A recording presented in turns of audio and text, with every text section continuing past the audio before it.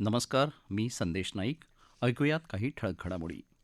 केंद्रीय सहकार मंत्री अमित शहा यांच्या हस्ते आज मुंबईत राष्ट्रीय नागरी सहकारी वित्त आणि विकास महामंडळाच्या नव्या इमारतीचं उद्घाटन झालं.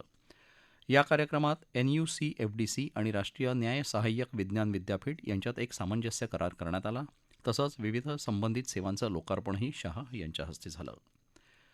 मुंबईच्या सिद्धिविनायक मंदिरात देणग्यांचा अपहार होत असल्याच्या आरोपांची चौकशी करण्याचे आदेश मुख्यमंत्री देवेंद्र फडणवीस यांनी दिले आहेत.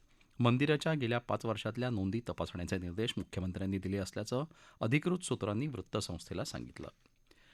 राज्यातल्या 12 जिल्ह्यांमध्ये मतदार याद्यांच्या सखोल पुनरीक्षण कार्यक्रमाअंतर्गत स्वयंनोंदणी अर्ज वाटपाचं काम 100% पूर्ण झालं आहे. राज्यात एकंदर 9,54,77,119 अर्ज वाटण्यात आले.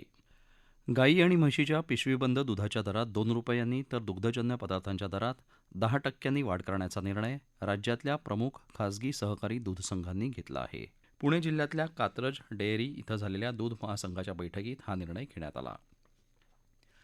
गैरवापराच्या उद्देशानं तयार करण्यात येणारी म्यूल बँक खाती उघडणाऱ्या टोळीचा पोलिसांनी मुंबईत पर्दाफाश केला असून 2 जणांना अटक केली आहे.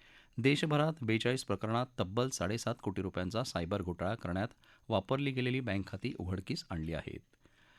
कोरिया मास्टर्स सुपर 300 बॅडमिंटन स्पर्धेत भारताची बॅडमिंटनपटू अश्मिता चालिहा हिनं महिला एकेरीच्या अंतिम फेरीत प्रवेश केला आहे.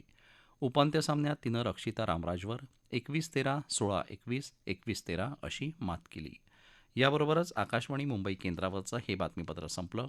पुन्हा भेटूया संध्याकाळी 7 वाजता आकाशवाणी मुंबईच्या प्रादेशिक बातमीपत्रात. नमस्कार.